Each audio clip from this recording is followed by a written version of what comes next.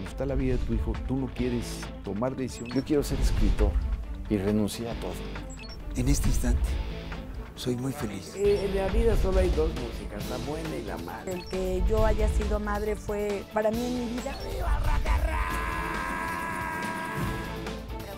el día más feliz de esta entrevista muy personal.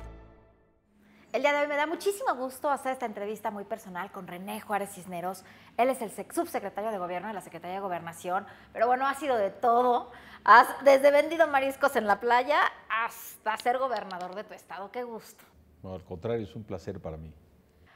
A ver, me estabas platicando esta historia. Tú naces en La Laja, una colonia donde prácticamente llegó tu mamá a invadir un predio donde se funda esta colonia. Y ahí naces, en una colonia muy, muy humilde, donde también te deja muchísimas vivencias. Claro, ese es mi origen y me ha marcado mi destino. Yo efectivamente tuve el privilegio de tener una madre como la que tuve, que me mostró que la vida no es fácil, que me enseñó el camino y la ruta que hoy me tiene aquí, sentado frente a ti. Me tiene en esta posibilidad de tener ojos, pies, de escuchar, de sentir, de ser un ser humano. Y en una colonia donde finalmente la movilidad social pues, era difícil, es muy difícil que un chico que nace en esas circunstancias acabe teniendo la trayectoria que tienes. Tú platícame un poco, llega tu mamá a La Laja y ella con sus manitas, me platicabas que ustedes también de chiquitos empezaban a construir su casita. Efectivamente, mi madre en 1956 tuvo también la oportunidad y el privilegio de encontrar un pedazo de tierra. Ese pedazo de tierra que nos permitió a mí y a mis hermanos crecer, convivir.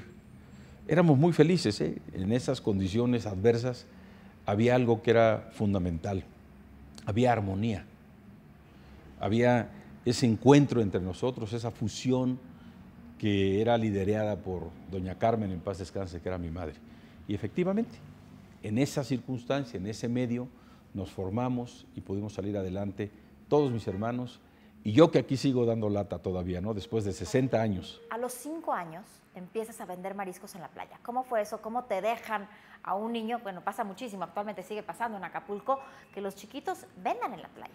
Bueno, no era que me dejaran o no me dejaran, era la opción que teníamos, porque en la casa teníamos que contribuir todos para poder salir adelante. Y no había muchas opciones de trabajo. Bueno, ahí en la colonia había una oportunidad de trabajo que era acarrear agua. Algunas gentes tenían la posibilidad de tener 2, 3 tinas o tambos, almacenaban agua, porque no teníamos agua al pie de la casa.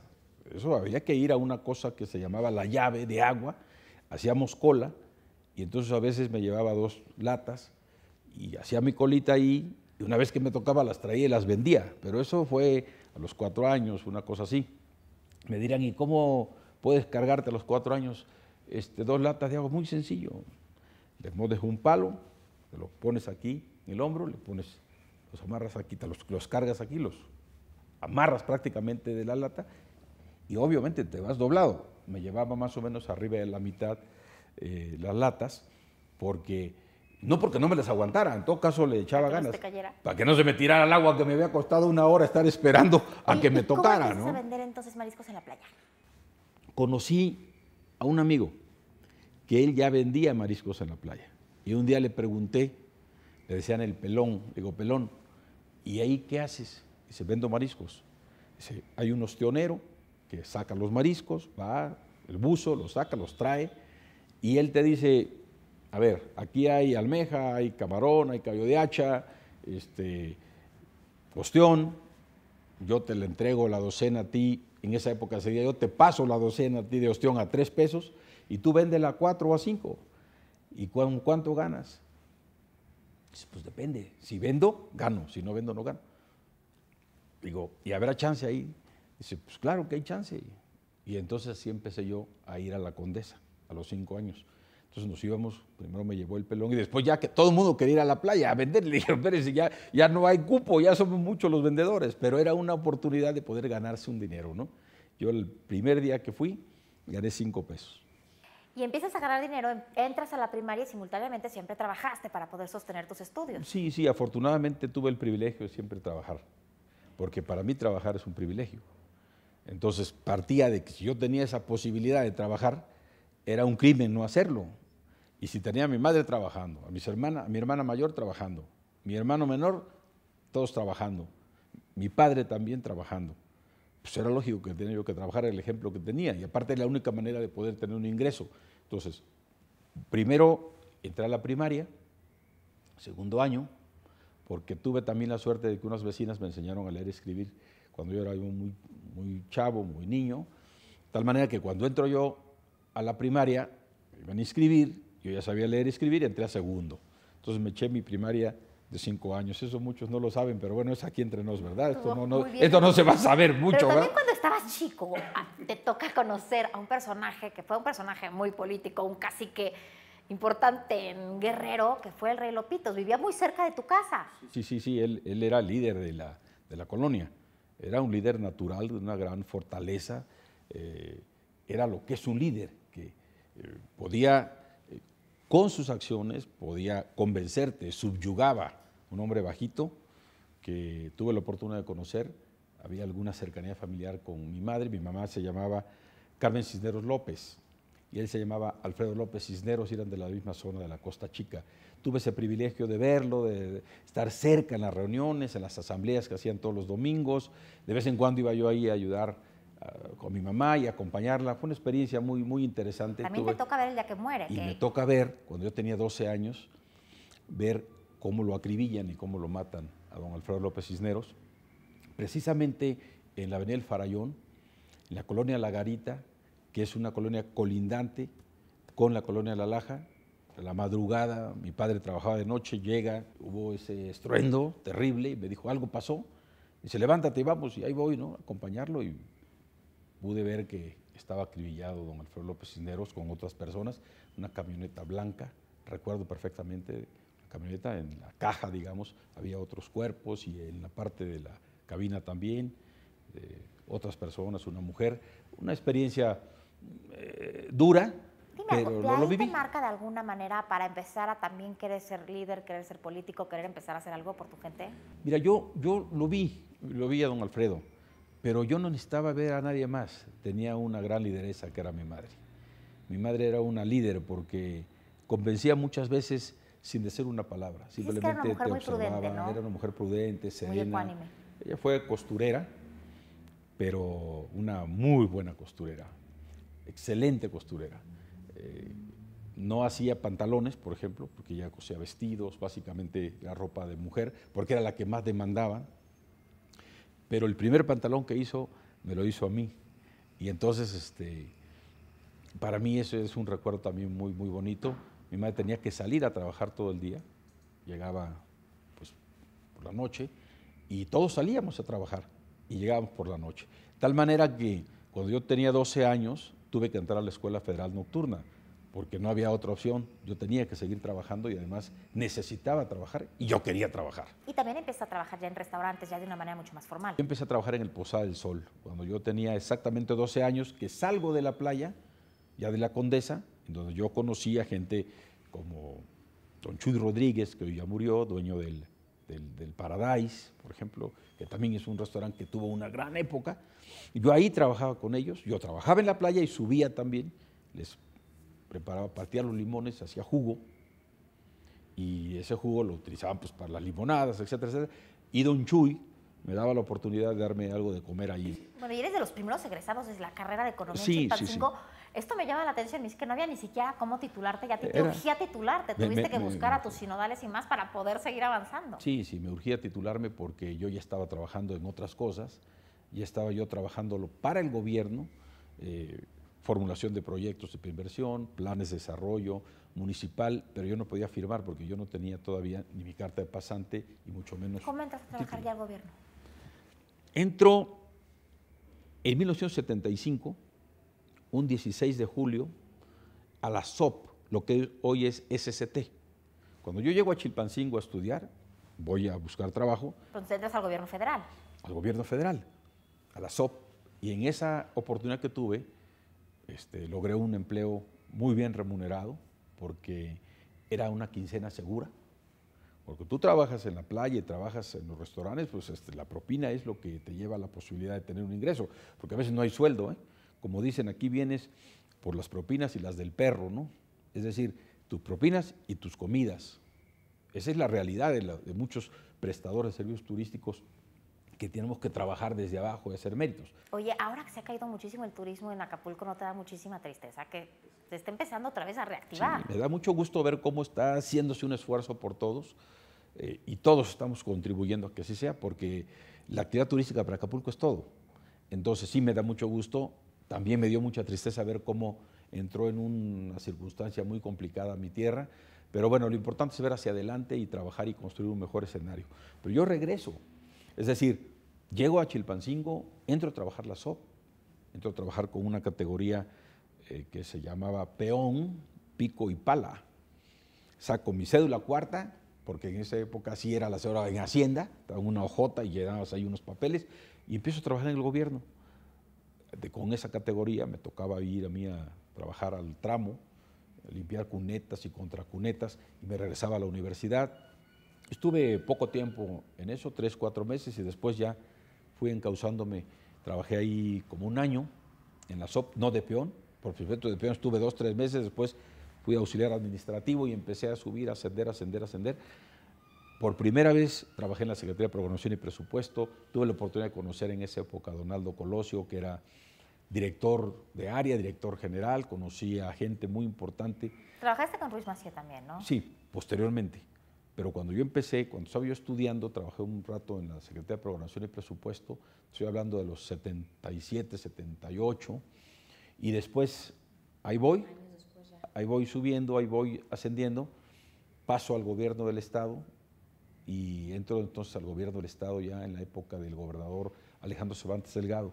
Y entonces ahí empiezo ya mi carrera en el gobierno del Estado, pero estuve 5 años en la federación, digamos, en el gobierno federal, siempre con cargos muy modestos, desde peón hasta analista, y de analista ya paso a tener una coordinación en el gobierno del Estado, y en esa misma época termino siendo secretario de Planeación y Presupuesto a los 24, 25 años con don Alejandro Cervantes Delgado, por primera vez, porque fui 4 veces secretario de Planeación y Presupuesto. Qué bueno, que es importantísimo. Si conoces la planeación del presupuesto, puedes manejar. Pues si eres un buen administrador, puedes gobernar bien, pues ¿no? Conoces los problemas, puedes jerarquizar las cosas, tienes una visión integral de las cosas, te sirve mucho. A ver, llegas ya, también eres presidente municipal, pero después llegas a ser gobernador. Como gobernador, me imagino que también tuviste que haber tenido cierto sentimiento especial por los niños que vivieron lo mismo que tú, para poder empezar a salir adelante, ¿no? Por los niños, por los pobres, por los ancianos, por los más desprotegidos, por la gente que requiere la solidaridad del gobierno. Yo siempre tenía un principio que fui abrevando de los diferentes jefes que tuve, no aprendí lo suficiente, pero observé ciertas cosas.